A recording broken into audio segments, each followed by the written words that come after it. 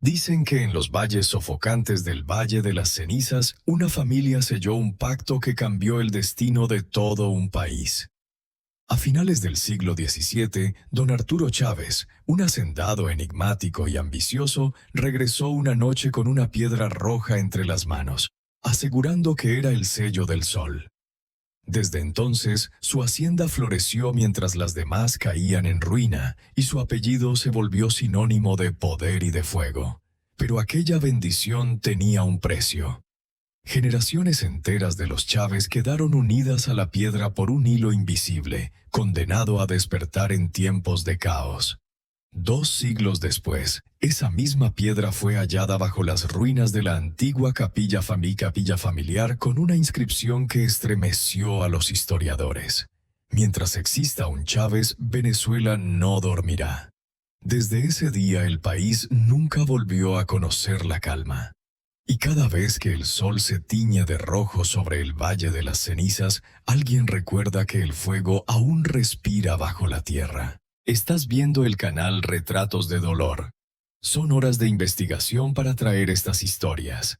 Suscríbete al canal para seguir apoyándonos. Deja un like y activa la campanita para que te notifiquen de las próximas historias. Comenta desde qué ciudad estás viendo este video y qué hora es. En los valles húmedos y sofocantes del Valle de las Cenizas, a finales del siglo XVII, vivía don Arturo Chávez, un hacendado al que todos señalaban por tener demasiada suerte. Mientras las cosechas de los vecinos se pudrían bajo el sol o eran devoradas por plagas, los cañaverales de los Chávez crecían espesos, dulces, casi luminosos. Su hacienda, conocida como el Amanecer, parecía flotar sobre la neblina, como si una fuerza invisible la protegiera. Los peones decían que en las noches sin luna, una luz rojiza se movía entre los campos y que a veces se escuchaban voces cantando en un idioma que nadie reconocía. Don Arturo nunca negaba ni confirmaba nada, simplemente sonreía con esa calma que confundía a todos. A sus años era un hombre alto, de hombros anchos y mirada de hierro, con una barba que parecía arder bajo la luz del candil. Vivía con su esposa, doña Elena, y sus 2 hijos Gabriel y Simón, muchachos de temperamento opuesto. El primero reservado y observador, el segundo curioso y atrevido. La familia gozaba de una prosperidad inexplicable, pero también de una soledad que nadie en el Valle de las Cenizas comprendía. Nadie los visitaba, y los pocos que lo intentaban regresaban con historias extrañas de relojes que se detenían al cruzar el portón o de animales que se negaban a entrar en la propiedad. Los Chávez parecían vivir en un tiempo aparte, uno en el que el trabajo, la fe y el destino seguían reglas que solo ellos conocían. El cambio comenzó una noche sin luna, cuando el calor era tan espeso que ni los grillos se atrevían a cantar. Don Arturo salió de la hacienda sin decir una palabra, montado en su caballo oscuro, llevando consigo una linterna y una pala. Doña Elena lo vio perderse entre las sombras del cañaveral y por primera vez sintió un miedo que no sabía nombrar. Las horas pasaron lentas, y cuando el reloj marcó la medianoche, los perros comenzaron a aullar todos al mismo tiempo, mirando hacia el oriente. Gabriel, el hijo mayor, corrió hasta la entrada de la finca, pero lo que vio lo dejó mudo. Su padre regresaba cubierto de barro, con los ojos inyectados de un brillo rojizo, y entre sus brazos cargaba una piedra del tamaño de una cabeza humana, resplandeciente, como si ardiera desde dentro. Sin hablar, don Arturo reunió a la familia frente a la capilla de la hacienda. El aire olía a tormenta y a algo más, a hierro, a tierra recién abierta, a sudor antiguo. Colocó la piedra sobre el altar de madera y con una voz que no parecía suya dijo: «Este es el sello del sol rojo. Mientras exista un Chávez, el nombre no caerá en el olvido».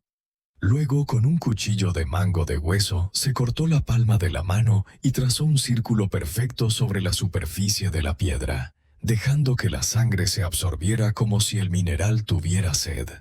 Doña Elena intentó detenerlo, pero él solo le respondió con una mirada vacía, cargada de certeza.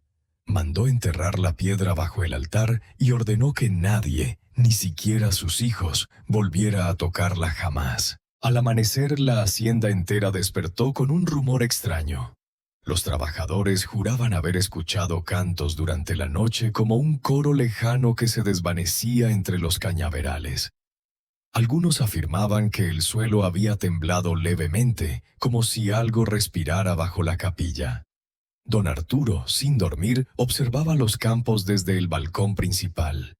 El rocío parecía más denso, más vivo. Las hojas brillaban con una humedad que nunca antes habían tenido. Cuando los peones entraron en los cultivos, encontraron las cañas crecidas de forma anormal, casi el doble de su tamaño, y una dulzura tan fuerte que mareaba. Desde ese día, ningún árbol del amanecer volvió a secarse.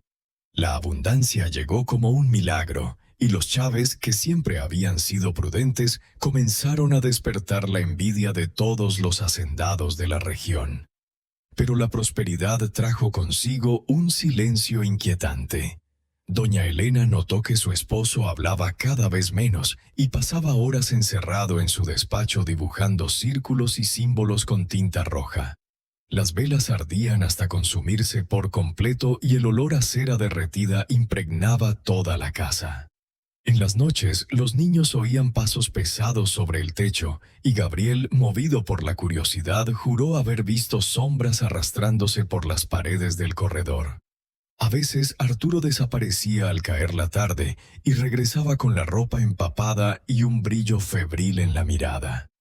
Cuando su esposa le preguntaba dónde había estado, respondía con voz serena: hablando con el sol.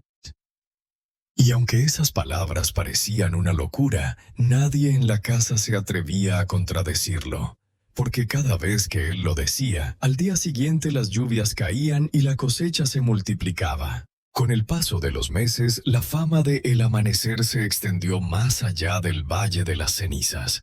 Comerciantes de Guanare y hasta de Caracas viajaban para comprar el azúcar de los Chávez, asegurando que tenía un sabor diferente, como si concentrara el fuego del trópico. Los vecinos comenzaron a murmurar que el mismo diablo había puesto su firma en los sacos de caña, pero nadie se atrevía a repetirlo en voz alta. Mientras tanto, Arturo se volvía más distante, más vigilante. Solía salir antes del amanecer y regresar con las manos manchadas de tierra y los labios agrietados por el sol. Sus ojos, antes grises, adquirieron un reflejo rojizo al mirar la luz del alba, y a veces se quedaba quieto murmurando oraciones que no pertenecían a ninguna iglesia. Los peones evitaban cruzarse con él, y si lo veían de lejos, hacían la señal de la cruz disimuladamente. Doña Elena, cada vez más preocupada, decidió entrar en el despacho de su marido una tarde en que él había salido. Sobre la mesa encontró decenas de hojas cubiertas de símbolos, círculos y frases escritas en un castellano antiguo, casi ilegible.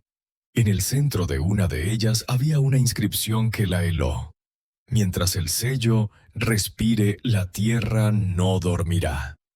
Sintió un escalofrío y, sin pensarlo, arrojó los papeles al fuego. Las llamas, en lugar de consumirlos, se elevaron con fuerza y tomaron un tono escarlata. El aire se volvió espeso y un sonido sordo, como un latido bajo el suelo, hizo vibrar los vidrios de las ventanas.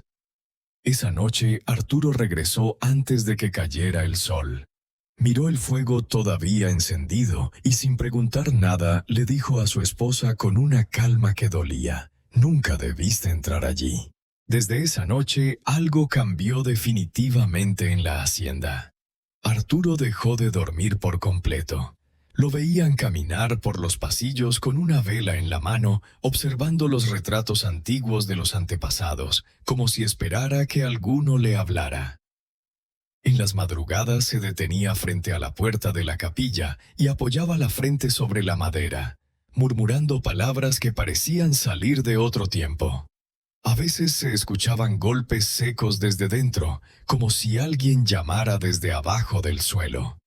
Los trabajadores comenzaron a renunciar uno tras otro, convencidos de que el patrón había despertado algo que no debía ser tocado. Los hermanos Gabriel y Simón discutían cada día. El primero creía que su padre estaba perdiendo la razón. El segundo que se estaba comunicando con un poder más grande que cualquier iglesia o gobierno. Doña Elena intentó llevarlo a un sacerdote de Guanare, pero Arturo se negó. «Ningún hombre de sotana puede hablar con el sol», dijo con un tono que no admitía réplica. Sin embargo, el párroco local, alarmado por los rumores, decidió visitar la hacienda por su cuenta. Entró al mediodía cuando el calor partía las piedras y no volvió a ser el mismo. Días después, el hombre fue hallado en el camino real, descalzo con la mirada vacía y la lengua seca. Solo repetía una frase sin sentido. «La piedra respira, la piedra está viva». Desde entonces nadie más se atrevió a cruzar los portones de El Amanecer. En el pueblo comenzaron a decir que los Chávez ya no pertenecían al mundo de los vivos, sino a una frontera donde la fortuna y la condena se confundían. Gabriel, el mayor, comenzó a registrar en un cuaderno todo lo que ocurría en la casa. Anotaba las fechas en que los cultivos florecían fuera de temporada, los días en que los relojes se detenían a la misma hora y las noches en que el viento soplaba hacia el altar, aunque todas las ventanas estuvieran cerradas. En una de sus notas escribió: «Cada vez que mi padre sangra, el campo reverdece. Cada vez que calla, algo bajo la tierra se mueve». Sus manos temblaban al escribirlo, pero algo dentro de él, una mezcla de miedo y fascinación, lo obligaba a seguir observando. Mientras tanto, Simón pasaba más tiempo cerca de su padre, convencido de que debía aprender aquello que nadie más entendía. Lo acompañaba a la capilla, lo ayudaba a encender las velas y escuchaba sus rezos en voz baja, intentando descifrar el idioma de aquel pacto invisible. Una madrugada, mientras todos dormían, Simón oyó un susurro proveniente del altar. Al acercarse, vio que la piedra enterrada bajo los ladrillos emitía un leve resplandor rojizo. El suelo vibraba suavemente, como un corazón que late. Lleno de curiosidad, colocó su mano sobre el piso y sintió una tibieza extraña, humana. En ese momento su padre apareció detrás de él, pálido, con una expresión entre el orgullo y el terror. «Nunca toques lo que no te llama», dijo en voz baja y lo arrastró fuera de la capilla. Durante los días siguientes, Simón tuvo fiebre y pesadillas con un sol enorme que se abría como una herida. Desde entonces empezó a hablar dormido, repitiendo palabras que su madre no reconocía, pero que Gabriel anotó en silencio. «La piedra no olvida, el fuego quiere volver». Con el paso del tiempo, el calor en el Valle de las Cenizas se volvió insoportable. Los días parecían arder desde dentro, y el aire tenía un olor metálico que hacía arder la garganta. Los campesinos comenzaron a decir que el sol se había enojado con el valle y algunos abandonaron la región, convencidos de que algo maligno se había despertado bajo los campos de caña. Pero para los Chávez la hacienda prosperaba más que nunca. El azúcar se vendía a precios que nadie podía igualar y las mulas regresaban cargadas de oro y telas finas. Arturo, sin embargo, no mostraba alegría alguna. Se había vuelto delgado, casi transparente, como si el mismo fuego que alimentaba sus tierras estuviera consumiéndolo por dentro. Gabriel lo observaba en silencio, temiendo que un día su padre no regresara del todo del lugar donde había enterrado la piedra. Doña Elena, desesperada, decidió escribir a su hermana en coro para pedirle ayuda. «Aquí las noches no son noches», decía en su carta. «El canto de los grillos cesó, las aves ya no regresan y los ojos de mi marido brillan como brasas cuando reza». Nunca recibió respuesta. Las semanas siguientes comenzó a escuchar voces detrás de las paredes, susurros que imitaban la voz de su esposo, repitiendo frases que ella no comprendía. Una tarde, mientras se peinaba frente al espejo, vio reflejada una sombra detrás de sí, un hombre con sombrero de pie, mirándola fijamente. Se giró de golpe, pero no había nadie. Desde ese día, la casa entera pareció respirar. Las puertas se movían solas. El suelo crujía como si alguien caminara por debajo y el olor a tierra húmeda se volvió permanente, incluso en pleno verano. Una noche de agosto, cuando el calor era tan denso que los muros sudaban, doña Elena despertó sobresaltada por un resplandor que atravesaba las rendijas de la capilla. Se levantó en silencio con el corazón golpeando en el pecho y se acercó descalza hasta la puerta. Dentro vio a Arturo arrodillado frente al altar con la camisa empapada en sudor y las manos cubiertas de sangre. Frente a él, la piedra, aquella que todos creían enterrada, flotaba a pocos centímetros del suelo, girando lentamente, bañada en una luz roja que palpitaba como un corazón. El hombre murmuraba plegarias entrecortadas, y cada vez que su voz se quebraba un destello iluminaba las paredes. Elena quiso gritar, pero algo la paralizó. Aquella luz tenía un poder hipnótico, y por un instante sintió que la llamaba por su nombre. A la mañana siguiente, Arturo no recordaba nada. Dijo haber dormido profundamente, aunque su cuerpo mostraba heridas recientes en las manos y en el pecho, como marcas de fuego. Durante los días siguientes, su salud empeoró. Hablaba solo, comía poco y pasaba horas mirando el horizonte, murmurando frases imposibles de entender. Los trabajadores comenzaron a temerle y uno de ellos, llamado Tomás, decidió abandonar la hacienda. Antes de irse, le confesó a Gabriel que había visto al patrón conversando con su propio reflejo en el pozo del patio y que el reflejo no repetía sus movimientos.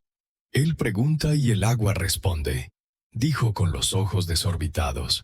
Desde ese día nadie volvió a acercarse al pozo, ni siquiera para sacar agua. Decían que quien miraba adentro veía algo más que su rostro. Veía el destino de los Chávez ardiendo como el sol que nunca se apagaba. Los meses siguientes fueron un largo descenso hacia algo que nadie en la familia sabía nombrar. La hacienda seguía prosperando, pero ya no había risas, ni canciones, ni visitas. Todo parecía suspendido en una calma irreal. Gabriel, atormentado por los ruidos que provenían del altar, dejó de dormir por completo. Comenzó a escribir frases sin sentido en las paredes de su cuarto, siempre en círculos, como si su mente girara en torno a una sola idea. Simón, en cambio, parecía poseído por una devoción ciega. Se levantaba antes del amanecer para limpiar la capilla, encendía las velas y se quedaba allí en silencio observando el suelo, esperando que la piedra respirara de nuevo. Su madre intentó detenerlo, pero él le respondió con una voz distinta, más grave, como si hablara a través de él otra voluntad. Padre nos enseñó el camino, no debemos temer la luz. Una madrugada, Elena despertó al escuchar el sonido del órgano familiar, aquel que no se usaba desde los tiempos de su boda. Corrió al salón principal y encontró a Gabriel tocando, pero no había música, solo un zumbido constante, grave, que hacía vibrar las paredes. Sus ojos estaban completamente en blanco y la piel de sus manos sangraba sobre las teclas. Arturo apareció detrás de él tranquilo, como si todo fuera parte de un ritual necesario. «El sol está probando», dijo y colocó sus manos sobre los hombros del hijo, deteniendo el sonido. Desde entonces, Gabriel no volvió a hablar. Se limitaba a seguir a su padre como una sombra, mirando al cielo con una mezcla de fascinación y miedo. En el Valle de las Cenizas, los vecinos comenzaron a referirse a ellos como los hijos del fuego, y nadie, absolutamente nadie, se atrevía a pronunciar su apellido después del anochecer. El verano de 1800 llegó con una claridad insoportable. El cielo del Valle de las Cenizas parecía un espejo de fuego, y hasta los animales buscaban refugio bajo la sombra de los mangos secos. Arturo apenas salía de la capilla. Su piel se había vuelto tan pálida que parecía absorber la luz, y cuando hablaba, su voz resonaba como un eco lejano, hueco, imposible de ubicar. Una tarde, mientras los peones recogían la caña, el sol comenzó a teñirse de rojo. No fue un atardecer común. El color se extendió por el aire como una mancha líquida, cubriendo todo con un resplandor carmesí. Los trabajadores huyeron aterrados y doña Elena corrió a buscar a su marido. Lo encontró arrodillado en el campo, mirando el cielo con los brazos abiertos. «Ya viene», murmuraba. «El sol ha abierto los ojos». Esa noche todos los relojes de la casa se detuvieron al mismo tiempo. A la mañana siguiente, la piedra volvió a brillar bajo el suelo de la capilla, aunque nadie se atrevió a tocarla. Gabriel, sin embargo, juró escuchar una voz que lo llamaba por su nombre desde abajo. Simón lo siguió hasta la entrada del altar y ambos se quedaron inmóviles con el oído pegado al piso. Doña Elena los encontró allí al amanecer con los labios pegados a las tablas, como si bebieran de un pozo invisible. Al intentar separarlos, notó que la madera estaba caliente, viva, latiendo. En ese momento, un olor intenso a azúcar quemado inundó toda la hacienda. Desde entonces, los Chávez no volvieron a trabajar los campos. Las cañas crecían solas, sin cuidado humano, y aún así, los depósitos rebosaban de dulzura. Era como si la tierra misma o algo bajo ella se encargara de alimentar su fortuna, cobrando a cambio el alma de cada uno. Con el tiempo, doña Elena comenzó a perder la noción de los días. Las cortinas permanecían cerradas y la casa entera olía a cera derretida, incienso y sudor. Se movía entre los cuartos como una sombra, con el rosario entre los dedos, repitiendo plegarias que se mezclaban con murmullos de desesperación. Una noche creyó ver a su esposo dormido en la cama, pero cuando se acercó para tocarlo, su cuerpo se desvaneció como humo, dejando en las sábanas un olor a hierro y azufre. Enloquecida, corrió por los pasillos llamando a sus hijos, pero solo escuchó risas que parecían venir de dentro de las paredes. La casa respiraba, los retratos temblaban y las velas se apagaban una tras otra, como si algo invisible pasara entre ellas. Desde ese día, Elena dejó de rezar. Decía que ya nadie en el cielo escuchaba a los Chávez. En el pueblo, los rumores crecieron hasta convertirse en temor colectivo.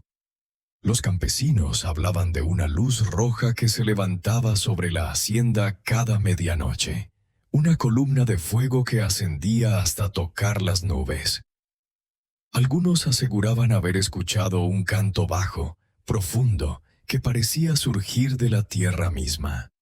Los más viejos recordaban antiguas leyendas sobre los sellos del sol, piedras sagradas que marcaban los lugares donde los hombres habían comerciado con los dioses. «El Valle de las Cenizas está maldito», murmuraban en las tabernas. Pero nadie se atrevía a confrontar a los Chávez, ni siquiera el gobernador local quiso intervenir. Mandó una carta breve y seca. «Si el diablo vive en esa tierra, que no se acerque a la nuestra». Y así la hacienda, el amanecer, quedó completamente aislada, rodeada de silencio, fuego y miedo.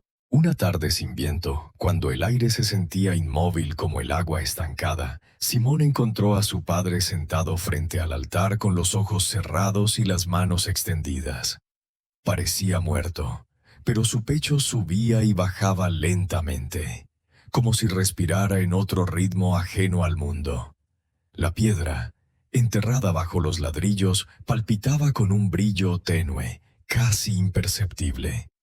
El muchacho, temblando, colocó su mano sobre el hombro del padre y en ese instante sintió un ardor insoportable en la piel. Cayó de rodillas gritando mientras un resplandor rojo llenaba la capilla. Cuando recobró el sentido, su padre ya no estaba. En su lugar quedaba una marca circular grabada en el suelo, como si el cuerpo de Arturo se hubiera fundido con la piedra.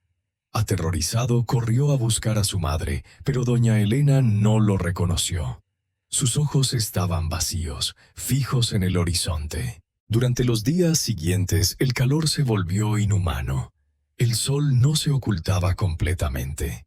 Parecía quedarse detenido sobre el Valle de las Cenizas, ardiendo sin descanso.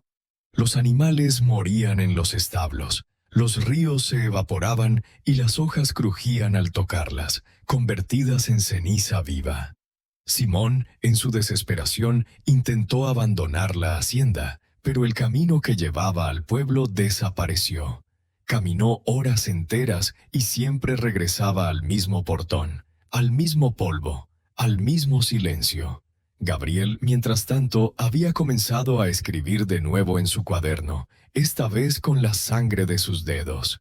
En una de las últimas páginas dejó una frase que nunca terminó. El sol no se pone, solo cambia de rostro. Esa misma noche, una tormenta roja cubrió el valle y nadie volvió a ver a los hermanos Chávez con vida. Pasaron los años y la historia de la familia Chávez se convirtió en una leyenda que los ancianos del Valle de las Cenizas contaban con voz baja, sobre todo cuando el cielo se teñía de rojo al atardecer. Decían que la hacienda, el amanecer, había desaparecido una mañana sin dejar rastro, como si el suelo se la hubiera tragado. Sin embargo, algunos aseguraban que aún se podían ver luces encendidas entre los cañaverales y que si uno caminaba lo suficiente podía escuchar el sonido de un órgano tocando desde las entrañas de la tierra. Nadie se atrevía a acercarse al lugar.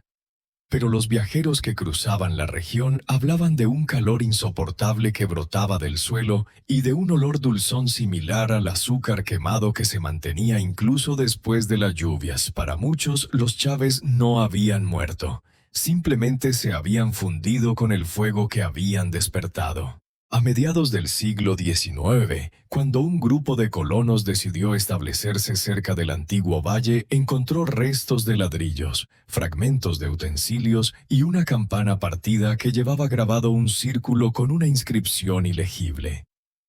Entre ellos se encontraba un sacerdote llamado Fray Agustín de la Sierra, quien al ver aquel símbolo palideció.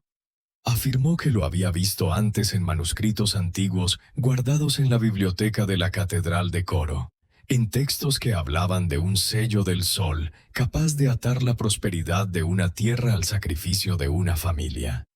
«No deben excavar aquí», advirtió. Pero nadie lo escuchó. 2 semanas después, los colonos comenzaron a cavar sobre el terreno donde, según los mapas, había estado la capilla de los Chávez. Lo que encontraron debajo cambiaría para siempre la historia del Valle de las Cenizas. Los colonos trabajaron durante días bajo un sol que no daba tregua. Cavaron metros y metros de tierra endurecida hasta que una pala chocó con algo sólido. Al retirar el polvo, descubrieron una losa de piedra tallada con el mismo círculo que Fray Agustín había descrito. Era gruesa, pesada, y desprendía un calor que resultaba imposible de tocar por más de unos segundos. Uno de los hombres, incrédulo, vertió agua sobre ella y el líquido se evaporó al instante. Entre los murmullos y el miedo decidieron levantar la losa con cuerdas y poleas. Debajo encontraron una cámara pequeña revestida con ladrillos ennegrecidos por el tiempo. En el centro descansaba la piedra roja intacta, como si acabara de ser colocada allí.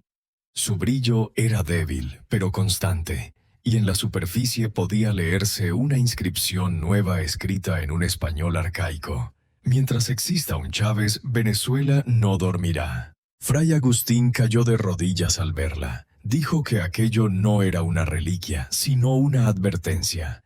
Intentó convencer a los hombres de sellar la cámara nuevamente, pero ya era demasiado tarde. Apenas sacaron la piedra a la luz, un viento caliente recorrió el valle y las nubes desaparecieron del cielo. El aire se volvió tan seco que la piel de los colonos se agrietó y los animales de carga comenzaron a enloquecer. Esa misma noche el sacerdote escribió en su diario: «El fuego ha despertado de nuevo. No sé si pertenece al cielo o al infierno, pero respira.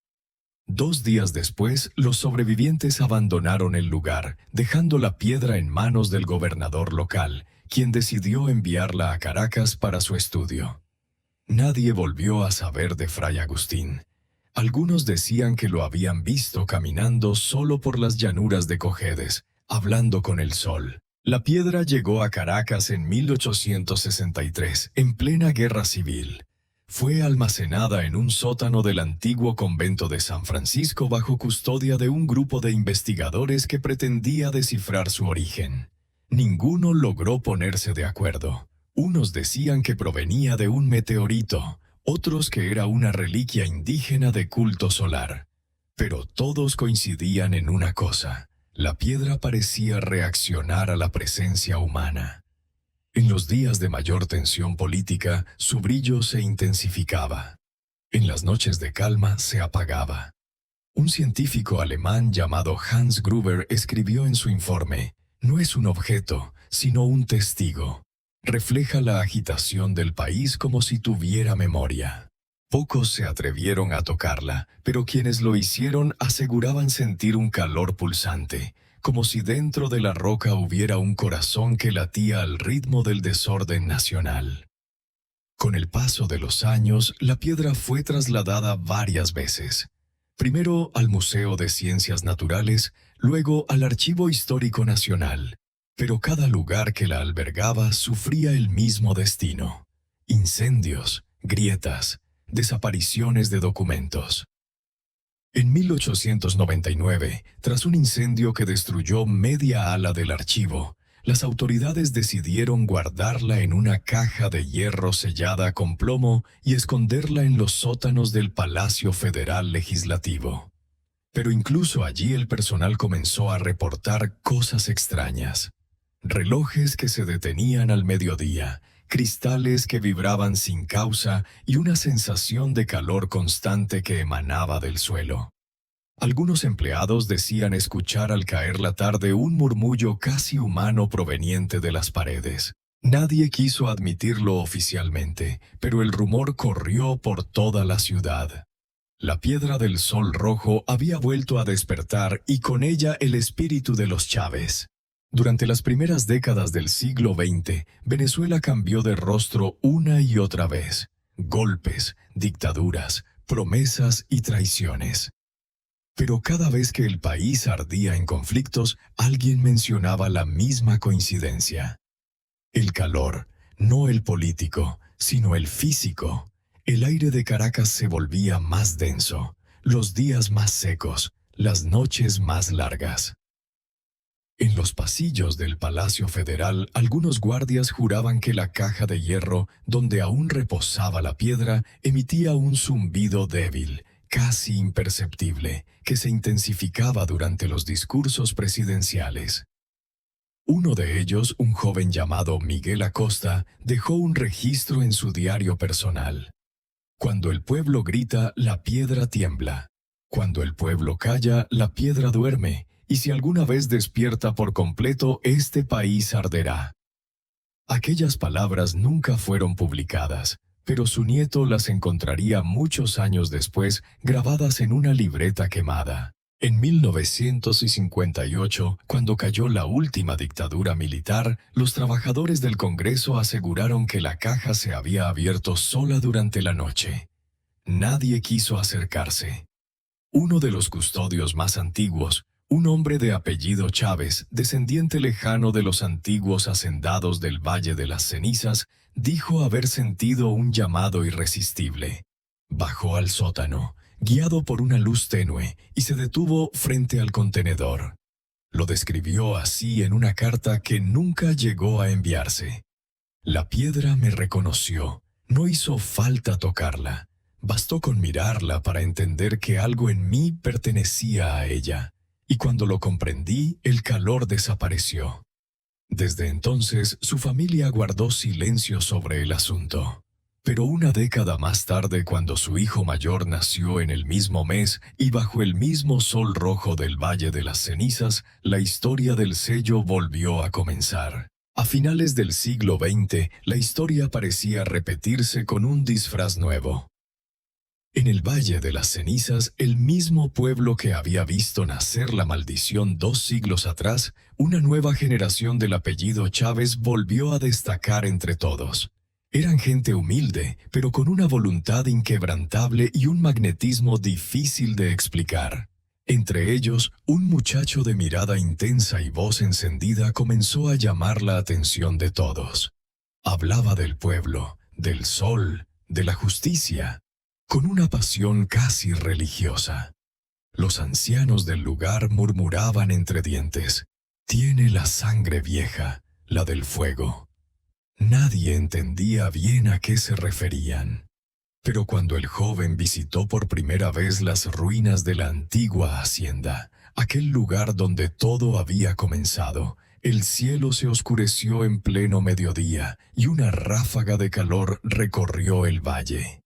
Los más supersticiosos aseguraron que el sello había reconocido a su nuevo heredero. Años después, cuando su nombre comenzó a resonar en toda Venezuela, algunos historiadores locales intentaron rastrear su árbol genealógico. Descubrieron con asombro que su linaje descendía directamente de un hermano perdido de Simón Chávez, aquel que nunca fue encontrado tras la tormenta roja de 1800.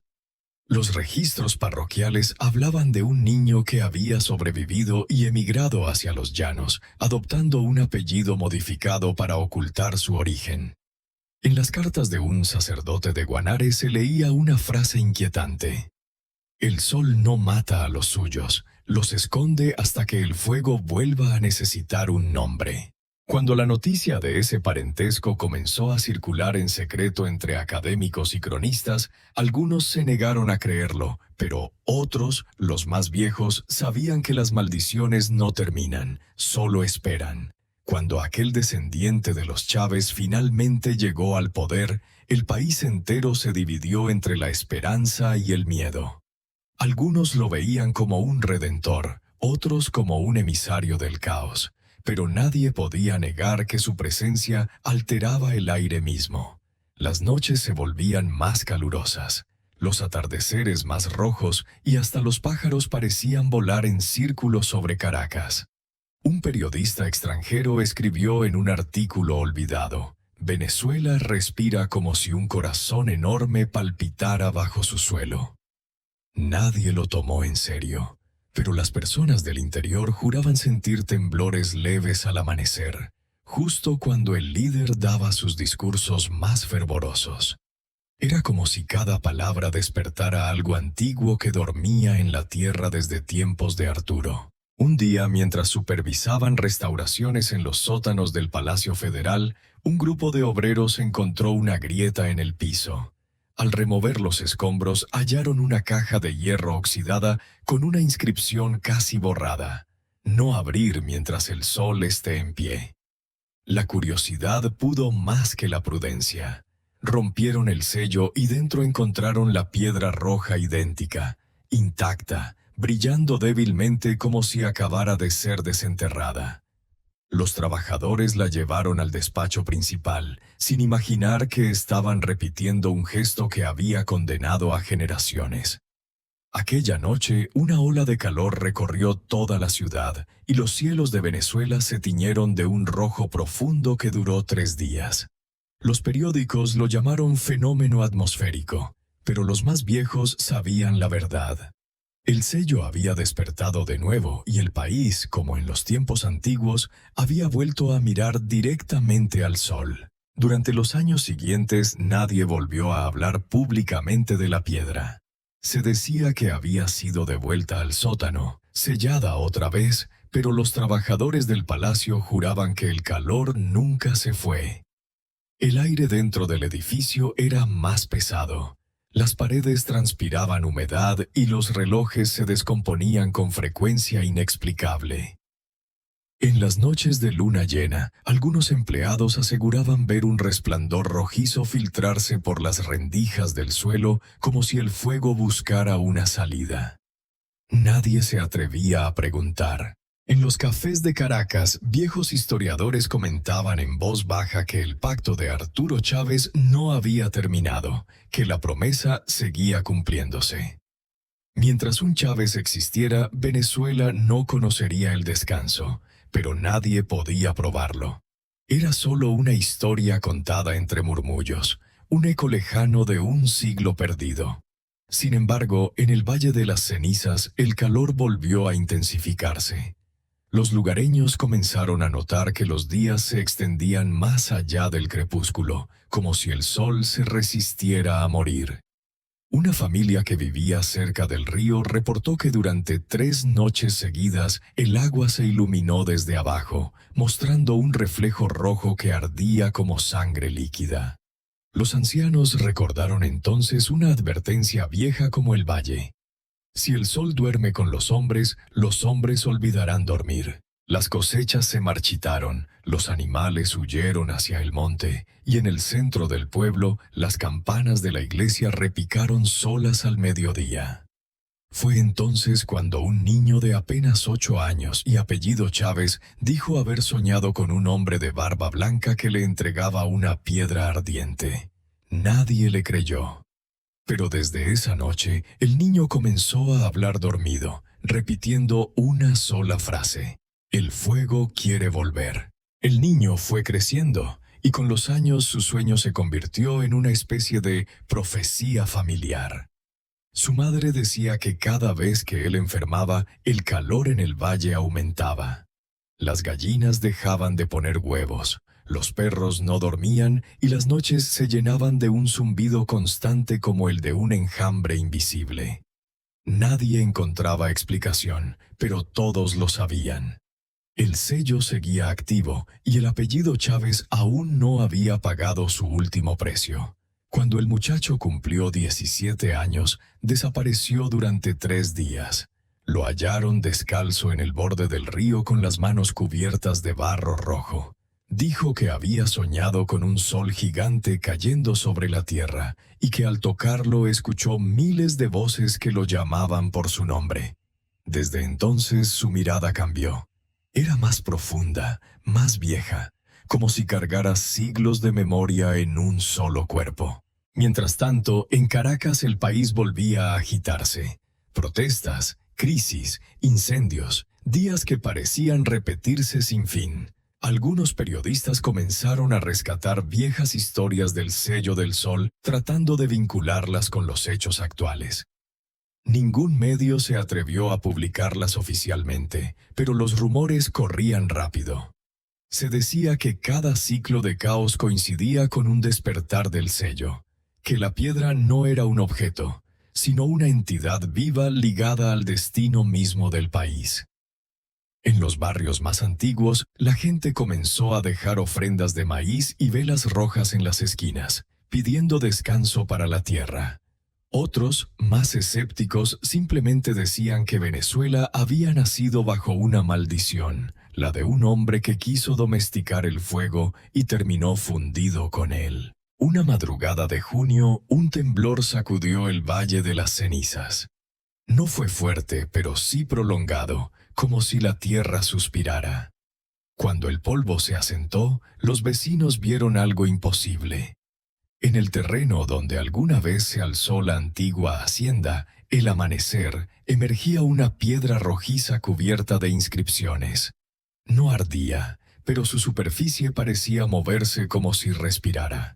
Las autoridades locales llegaron con excavadoras, pero ninguna máquina funcionó cerca del sitio. Los motores se apagaban, los relojes se detenían y el aire olía a azúcar derretido. Un anciano descendiente de los primeros colonos se acercó y murmuró: «El sello nunca se fue, solo estaba esperando su momento». Esa noche el cielo sobre el valle se tornó rojo oscuro y las estrellas desaparecieron. En el reflejo de ese resplandor, algunos juraron ver un rostro humano formarse brevemente sobre la piedra, una mezcla de todos los Chávez que habían existido en Caracas. Al mismo tiempo, los sistemas eléctricos fallaron y una ola de calor recorrió todo el país. Nadie entendía qué pasaba, pero los testimonios coincidían. El sol se veía distinto, más grande, más cercano. En los medios, los científicos hablaban de un fenómeno atmosférico sin precedentes, pero en los barrios la gente encendía velas y cerraba las ventanas. El aire se volvió espeso, inmóvil, casi sólido. Algunos dijeron que durante esos minutos escucharon un latido profundo venir desde el suelo, como si el corazón de Venezuela latiera por sí mismo. Y justo cuando parecía que el país entero iba a incendiarse, una lluvia inesperada cayó sobre el Valle de las Cenizas, fuerte, tibia, interminable. El fuego se apagó. La piedra, según los pocos que la vieron después, se había resquebrajado en silencio, dejando escapar un humo blanco que olía a sal y ceniza. Cuando amaneció, los habitantes del valle encontraron el terreno completamente vacío. No quedaba piedra, ni grieta, ni rastro del resplandor. Solo un círculo de tierra negra perfectamente delineado, como una quemadura. Las aves regresaron, los ríos recuperaron su cauce y el calor se dio poco a poco, como si algo hubiera sido devuelto a su lugar. Sin embargo, algunos notaron que el cielo había cambiado. El sol, aunque brillante, tenía un tono más pálido, como si hubiera envejecido. En los días siguientes comenzaron a circular rumores de que un fragmento diminuto de la piedra había sido hallado en las manos del niño Chávez, aquel que hablaba dormido. Lo encontraron de pie junto al río, mirando hacia el horizonte. Y cuando le preguntaron qué hacía allí, respondió con una calma que heló la sangre.